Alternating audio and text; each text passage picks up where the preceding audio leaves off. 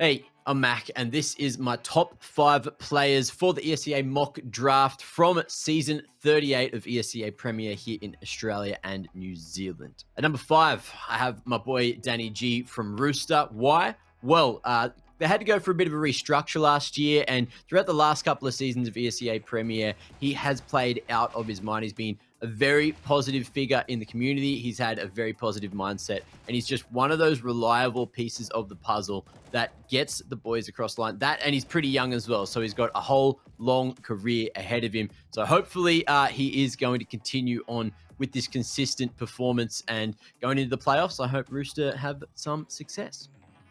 At number 4, I have chosen the man from X-Dials, from Looking for Org. His name is Licky. He is one of the newer acquisitions from X-Dials. He's been there for a while now as well, similar to my number 5 player, but he has taken over the calling.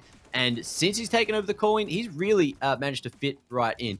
And lately, X-Dials have started to make a resurgence in terms of their performance. So going into playoffs, if they manage to come out on top, this man is definitely one of the key pieces of the puzzle for X-Dials. Coming in at my number 3 is your boy Apoc Dud. So he's been doing a damn good job since stepping into the lineup of Vertex. You know, he is their most recent acquisition, although he's been there for a few months since he left Chiefs towards the start of the year. He has made waves in this team, not only bringing in his calling from the other teams. It's still Brace doing the calling for the team, but he definitely has a lot to say in terms of their prep work, and he's got so much experience for playing in our scene for years. So going into the playoffs, Vertex, I dare say, they're going to be doing a whole lot of work. They're going to be definitely making a statement, and Apoc Dud is going to be the player to watch.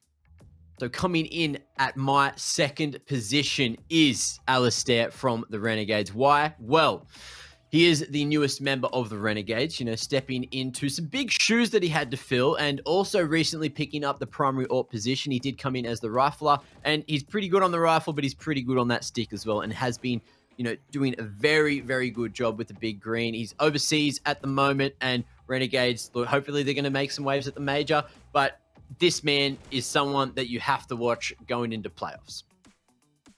And look, coming in at my top position, my number 1 mock draft member, it's Ince. And I feel like there's absolutely no surprises. I feel like I don't even have to justify this one. The man is the best player in Australia currently. He's got the best stats. He's calling for the team as well. So he had to fill the shoes of Dexter towards the end of last year. And man, this man is just absolutely insane. Every single game, he is the most consistent fragger.